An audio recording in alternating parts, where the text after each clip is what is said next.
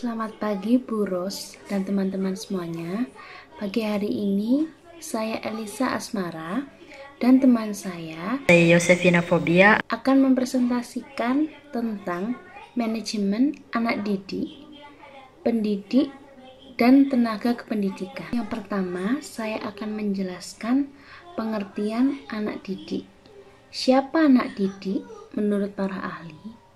Yang pertama, Undang-Undang Nomor 20 Tahun 2003 Pasal 1 Ayat 4, peserta didik adalah anggota masyarakat yang berusaha mengembangkan potensi diri melalui proses pembelajaran yang tersedia pada jalur jenjang dan jenis pendidikan tertentu. Yang kedua, menurut Nurhati Fuad, anak didik adalah individu yang tercatat atau terdaftar dalam satuan pendidikan. Anak didik merupakan sasaran pendidikan yang harus diarahkan diproses guna memiliki sejumlah potensi yang diharapkan. Yang ketiga, menurut Hasan Basri, anak didik adalah orang yang belum dewasa dan sedang dalam masa perkembangan menuju kedewasaannya. Menurut Binti Maunah, anak didik adalah anak yang memiliki pribadi yang belum dewasa, yang diserahkan kepada tanggung jawab seorang pendidik. Anak didik sebagai manusia yang belum dewasa merasa tergantung kepada pendidikannya. Anak didik merasa bahwa ia memiliki kekurangan-kekurangan tertentu. Lalu, pengertian pada manajemen anak didik.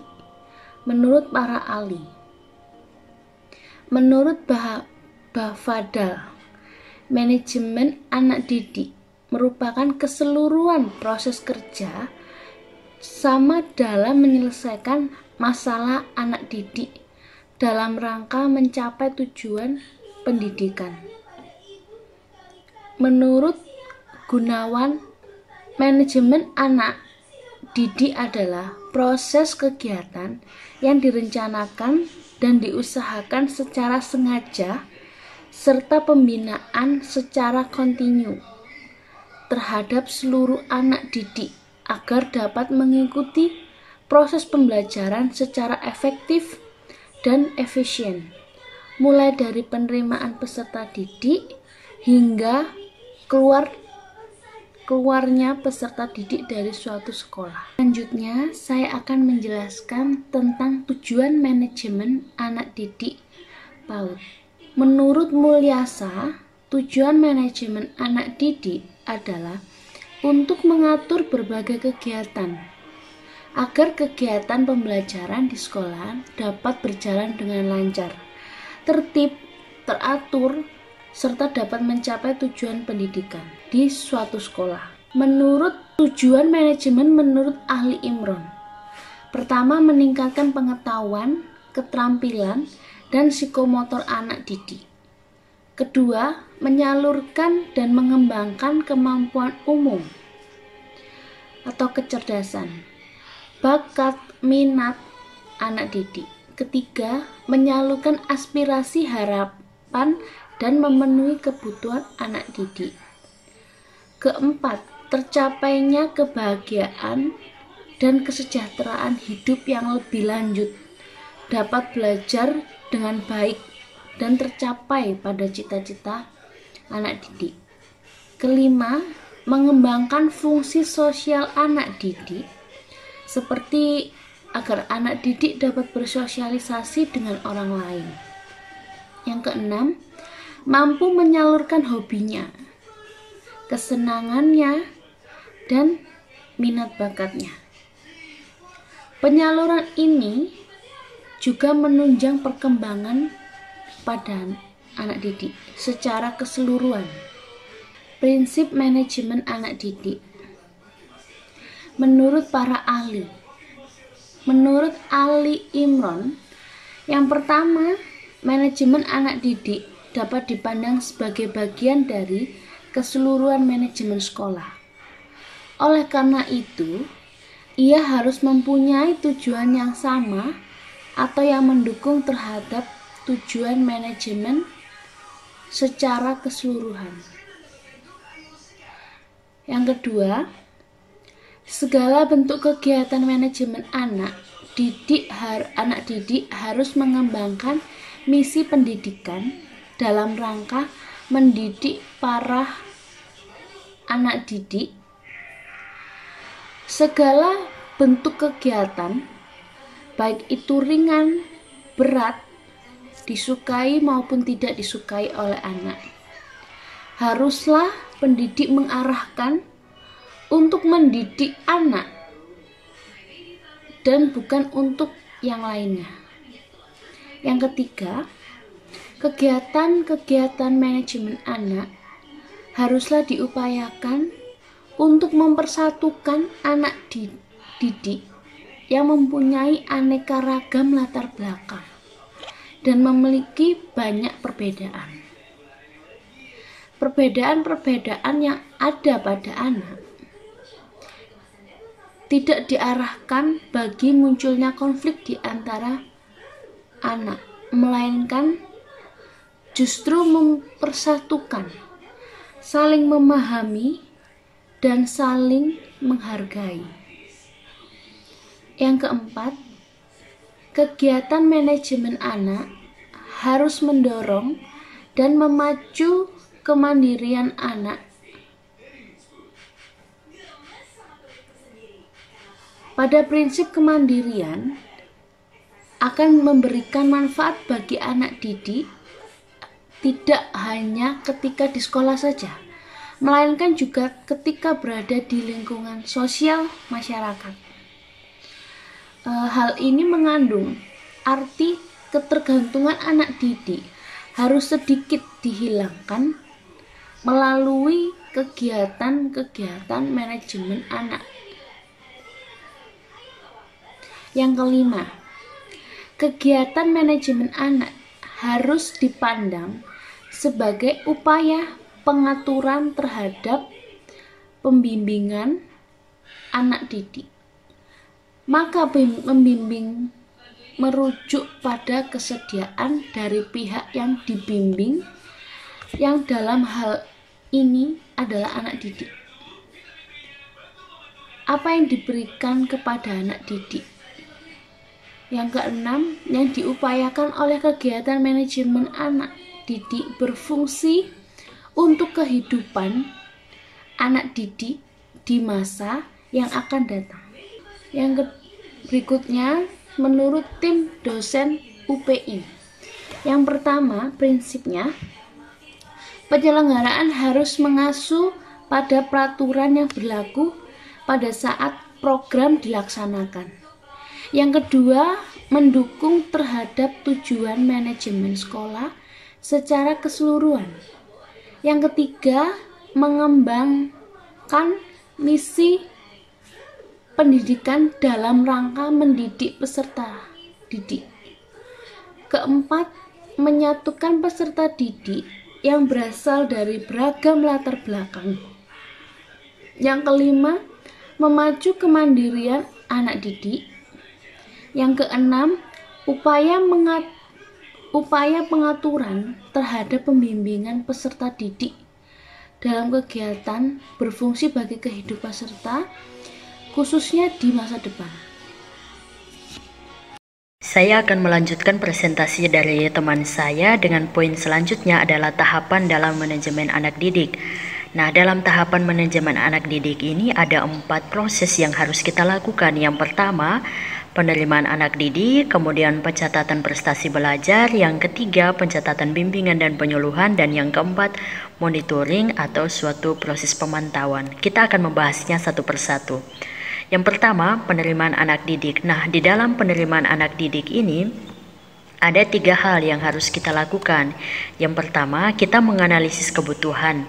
Analisis kebutuhan ini berkaitan dengan bagaimana kita mengatur jumlah anak didik yang akan kita terima, kemudian daya tampung kelas, rasio guru, atau jumlah guru dan keseimbangannya dengan jumlah anak, dan yang terakhir adalah bagaimana kita menyusun program kegiatan anak didik, baik di dalam kelas maupun di luar kelas.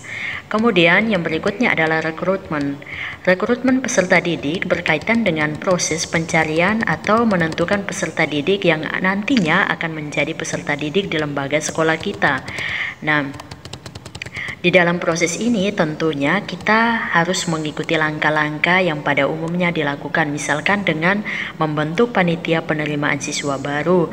Hal ini biasanya melibatkan semua unsur tata usaha, dewan sekolah, komite sekolah, dan tentunya semua lembaga yang ada di dalam sekolah. Nah, hal pertama yang kita lakukan misalkan dengan pembuatan dan pemasangan pengumuman, kemudian menyebarkan video-video tentang sekolah. Nah, semakin berkembangnya ilmu pengetahuan dan teknologi, penyebaran informasi seperti ini biasanya lebih beragam, tergantung dari kreativitas sekolah masing-masing. Kemudian yang ketiga adalah pembinaan anak didik. Nah, pembinaan anak didik ini berkaitan dengan bagaimana pemberian layanan yang akan kita lakukan kepada anak didik, baik di dalam kelas maupun di luar kelas. Nah, pembinaan ini perlu dilakukan agar anak mendapatkan bermacam-macam pengalaman belajar yang akan menjadi bekal di kemudian hari. Nah, proses ini biasanya terdiri dari orientasi atau pengenalan sekolah, kemudian penempatan anak didik atau pembagian kelas, kemudian pembinaan kedisiplinan anak didik, bagaimana kita mengatur anak untuk disiplin waktu, mengikuti proses pembelajaran baik saat datang maupun ketika mengikuti aturan-aturan dalam setiap kelas. Kemudian bagaimana pengembangan diri anak, mungkin kegiatan ekstrakurikuler yang akan kita sediakan begitu. Kemudian ada juga layanan khusus. Nah, layanan khusus ini biasanya ada bimbingan dan konseling, kemudian ada perpustakaan, mungkin ada ruang-ruang tari, ada UKS, ada transportasi sekolah dan lain-lain. Nah, untuk layanan khusus ini biasanya tergantung dari kemampuan sekolah. Ketika kemampuan sekolah makin tinggi, maksud saya dalam hal ekonomi, maka layanan khusus ini pun makin bervariasi. Ada sekolah yang punya satpam sendiri, ada yang punya cleaning service, dan mungkin pelayan makanan atau kantin seperti itu. Jadi untuk layanan khusus ini tergantung dari kemampuan lembaga. Kemudian proses yang ketiga adalah pencatatan prestasi belajar. Hal ini berkaitan dengan bagaimana kita mendata kemajuan hasil belajar anak didik yang meliputi buku daftar nilai, buku lagar nilai, dan buku hasil raport. Nah, yang dimaksud dengan buku daftar nilai ini bagaimana setiap guru mempunyai catatan hasil prestasi belajar anak setiap hari. Kemudian buku lagar ini merupakan kumpulan nilai-nilai yang didapatkan anak setiap hari. Ini biasanya disatukan dalam satu buku, kemudian nanti pada saat akhir semester nilai-nilai itu dijadikan dalam satu raport. Jadi yang diberikan kepada orang tua ini adalah raport. Sehingga di dalam satu kelas itu guru punya 3 buku penilaian ini. Ada buku daftar nilai, buku lagar, dan buku raport. Kemudian yang ketiga adalah pencatatan bimbingan dan penyuluhan. Hal ini berkaitan dengan proses pemberian bantuan kepada anak dalam memahami dirinya sendiri, menghubungkan pemahaman tentang dirinya sendiri dengan lingkungan, kemudian bagaimana anak memilih, menentukan, dan menyusun rencana sesuai konsep dirinya dan tuntunan lingkungan sekolah. Nah, hal ini biasanya berkaitan dengan bagaimana kita mengatur anak supaya anak itu bisa mendapatkan layanan-layanan yang mungkin kita sediakan di sekolah, misalkan mengenai bimbingan dan konseling. Jadi biasanya bimbingan dan konseling ini pun kita berikan kepada semua anak, atau UKS ya, anak-anak yang membutuhkan. Nah, itu semua pun kita catat, karena itu akan menjadi laporan kita kepada orang tua. Kemudian proses yang terakhir adalah bagaimana kita memonitoring atau memantau. Nah, hal ini berkaitan dengan proses pemantauan untuk mendapatkan informasi tentang pelaksanaan suatu kegiatan manajemen anak didik atau suatu kegiatan pembelajaran. Nah, kegiatan monitoring ini juga dilakukan untuk mengawasi aktivitas yang dilakukan oleh seluruh warga sekolah. Biasanya ini dilakukan kalau di dalam satu kelas, guru juga melakukan proses monitoring terhadap anak didik. Kemudian tergantung tingkatannya. Jadi kalau guru-guru biasa dimonitor oleh kepala sekolah seperti itu. Nah, nanti tingkatan lebih tinggi kepala sekolah juga dimonitoring misalkan oleh pengawas gugus atau mungkin tingkatan lebih tinggi oleh dinas begitu. Nah, dengan demikian tahapan manajemen anak didik ini adalah seni menyusun perencanaan, pengorganisasian, pelaksanaan, dan evaluasi anak didik mulai dari anak masuk, kemudian ketika anak berproses menerima ilmu dalam lembaga kita, dan ketika anak lulus atau tamat dari lembaga pendidikan. Tadi kita sudah membahas tentang manajemen anak didik. Selanjutnya kita akan melihat manajemen pendidik dan tenaga kependidikan. Nah, menurut Mesiono, manajemen pendidik atau guru dan tenaga kependidikan atau staf karyawan pada dasarnya adalah manajemen personalia atau manajemen sumber daya manusia dalam konteks pendidikan. Jadi kalau pendidik itu adalah guru dan tenaga kependidikan ini staf atau karyawan.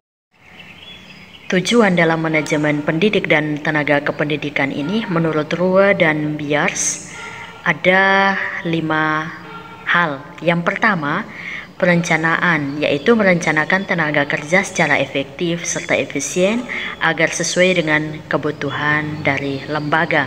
Kemudian yang kedua adalah pengorganisasian, yakni mengorganisasikan semua karyawan dengan menetapkan pembagian kerja, hubungan kerja, delegasi wewenang, integrasi dan koordinasi dalam bagan organisasi.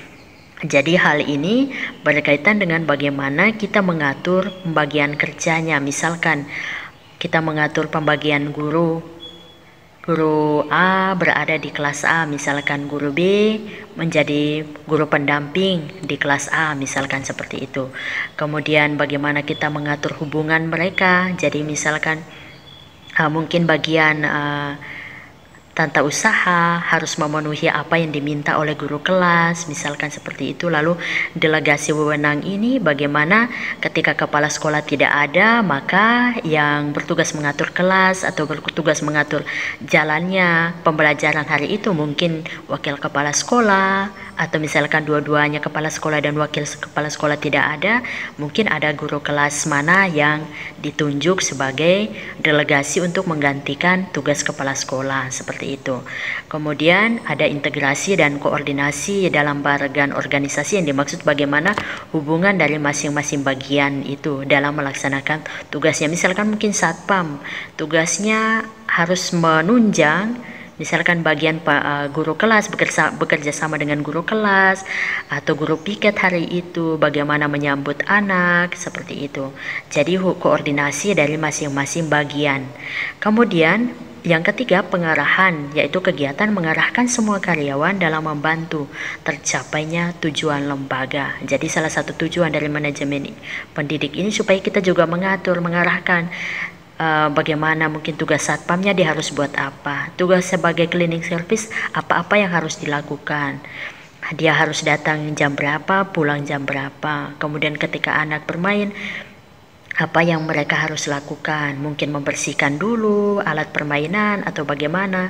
Nah, itu memang dilakukan oleh guru, tapi dalam permainan-permainan outdoor misalkan, atau mungkin ada anak yang jatuh karena genangan air. Nah, itu juga biasanya tidak harus dilakukan oleh guru. Misalkan ada tim cleaning service yang mereka harus bertanggung jawab atas hal seperti itu.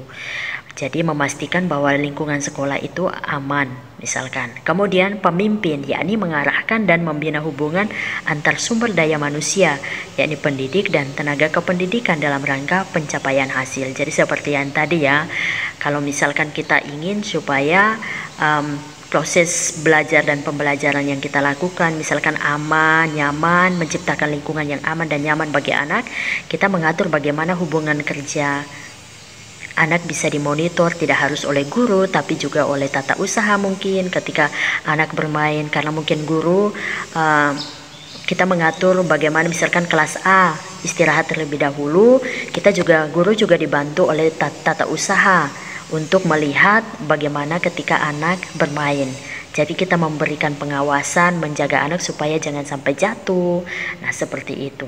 Itu tergantung dari manajemen yang kita lakukan. Kemudian pengawasan, yakni tindakan mengukur tingkat pencapaian terhadap sasaran hasil, menentukan penyebab terjadinya penyimpangan, dan mungkin kita juga melakukan koreksi bila terjadi penyimpangan. Jadi hal ini berkaitan dengan bagaimana kita mengukur. Jadi tingkat keberhasilan yang mungkin kita tetapkan dalam setiap lembaga itu biasanya ada sasaran hasil yang ingin kita capai dari apa yang kita lakukan. Misalkan pencapaian dalam satu semester itu seperti apa. Nah, kita mengatur semuanya itu. Kemudian kita menentukan, biasanya kan juga ada aturan-aturan lembaga. Jadi misalkan guru dia hak dan kewajibannya apa yang harus dipenuhi. Tenaga kependidikan berupa karyawan pun kita punya kode etik atau punya aturan-aturan yang mereka harus taati. Nah, kalau misalkan ternyata dalam proses menjalankan aturan itu dan ada terjadi penyimpangan, misalnya guru yang selalu datang terlambat atau karyawan selalu datang terlambat, nah kita melakukan juga koreksi. Jadi mungkin ada peringatan pertama, peringatan kedua, kalau masih mengulang peringatan ketiga mungkin, atau mungkin dalam batas-batas tertentu, misalkan sudah melewati batas yang biasanya ditentukan, itu juga bisa terjadi PHK atau pemutusan hubungan kerja seperti itu. Jadi ini berkaitan dengan bagaimana kita mengatur kedisiplinan guru dan karyawan seperti itu. Poin selanjutnya, setelah kita membahas tentang pengertian, kemudian tujuan, nah sekarang kita akan melihat seberapa pentingnya sih, mengapa kita perlu adanya manajemen pendidik dan tenaga kependidikan. Nah, manajemen tenaga pendidik dan kependidikan ini diperlukan karena berorientasi untuk memberikan layanan berupa layanan kesehatan dan gizi, berkaitan dengan pertumbuhan, kecerdasan, psikologi, layanan sosial, emosional, moral, dan agama. Nah, hal ini bertujuan agar anak usia dini yang kita didik dapat memiliki pengalaman belajar sehingga dapat berkembang dan tumbuh secara optimal. Dalam rekrutmen ini bagaimana kita mengatur jumlah guru yang akan kita terima, kemudian persyaratan-persyaratan yang harus dipenuhi oleh guru. Mungkin kita punya standar, misalkan kita ingin ada extra dance, ya kita cari guru yang punya profesi atau latar belakang tari. Hal-hal ini juga menuntut bagaimana kita mengatur rekrutmen guru yang akan kita terima sehingga sesuai dengan kebutuhan lembaga kita masing-masing. Kemudian ya prosesnya tentunya juga sama seperti penerimaan murid baru, kita misalkan memasang papan pengumuman penerimaan guru, kemudian menyebarkannya melalui media sosial seperti itu. Itu tergantung dari kreativitas masing-masing lembaga sekolah. Kemudian tahapan yang berikut adalah pelatihan dan pengembangan profesi. Nah, latihan dan pengembangan profesi ini yang dimaksud adalah bagaimana kita juga mengatur supaya guru yang kita terima itu tidak ketinggalan zaman. Jadi mungkin misalnya ada diklat dalam hal apa yang harus guru ikuti, atau mungkin kita juga mengadakan pelatihan-pelatihan sendiri di dalam lembaga sekolah kita sesuai dengan kebutuhan. Proses yang berikutnya, pemberhentian atau mutasi. Kita mengatur kapan guru itu pensiun, misalkan batas usianya berapa guru itu pensiun. Nah, di dalam lembaga pendidikan juga biasanya ada 2 administrasi yang harus dipenuhi. Ada administrasi kepegawaian, kemudian ada administrasi kelembagaan. Nah, administrasi kepegawaian ini berkaitan dengan kurikulum vitae, kemudian ijazahnya, kartu keluarga, riwayat kesehatan. Kemudian administrasi kelembagaan ini berkaitan dengan bagaimana daftar hadir staf, misalkan kita mengatur daftar hadir datang dan pulang dari setiap karyawan atau guru, kemudian ada data stafnya, kemudian ada SK mengajar, ada form tugas keluar, ya, mereka harus mengisi form, misalkan ada izin keluar kemana atau izin ke dinas, ya, itu pun ada datanya. Kemudian ada form permohonan izin, misalnya izin karena sakit, konsekuensinya berapa hari izin cuti, seperti itu pun ada aturan. Kemudian daftar gaji bulanan tentunya ada, dan ada form evaluasi staf secara berkala. Nah, selanjutnya ada 5 prinsip dasar dalam manajemen pendidik dan tenaga kependidikan. Nah, yang pertama adalah mengembangkan sekolah dan sumber daya manusia adalah komponen yang paling berharga. Jadi tujuan adanya manajemen, adanya aturan di dalam suatu lembaga itu bertujuan untuk mengembangkan. Kemudian yang kedua adalah sumber daya manusia atau guru dan karyawan akan berperan secara optimal jika dikelola dengan baik sehingga mendukung tujuan institusi. Jadi tujuan adanya aturan dalam mengatur guru dan karyawan itu adalah untuk mendukung tujuan dari lembaga, mendukung prestasi atau apa yang ingin dicapai oleh lembaga tersebut. Kemudian yang ketiga adalah kultur dan suasana organisasi sekolah serta perilaku manajerial sekolah sangat berpengaruh terhadap pencapaian tujuan pengembangan sekolah. Jadi kita harus ingat budaya-budaya kebiasaan yang kita tanamkan dalam aturan, misalkan kedisiplinan, kebersihan, ketepatan waktu, ya. Itu semua bertujuan untuk mengembangkan sekolah. Kemudian yang keempat, manajemen personalia di sekolah pada prinsipnya mengupayakan agar setiap warga dapat bekerja sama dan saling mendukung untuk mencapai tujuan sekolah. Jadi bagaimana kita mengupayakan agar hubungan kerja dari masing-masing unit, masing-masing bagian, misalkan guru dan karyawan, itu bertujuan untuk mencapai tujuan dari pengembangan sekolah itu sendiri. Kemudian penguasaan kompetensi dari para personil sekolah. Jadi bagaimana kompetensi-kompetensi yang kita butuhkan, yang akan kita bagikan kepada anak itu juga dikuasai dengan baik oleh guru dan karyawan. Nah, selanjutnya adalah kualifikasi pendidik dan tenaga kependidikan.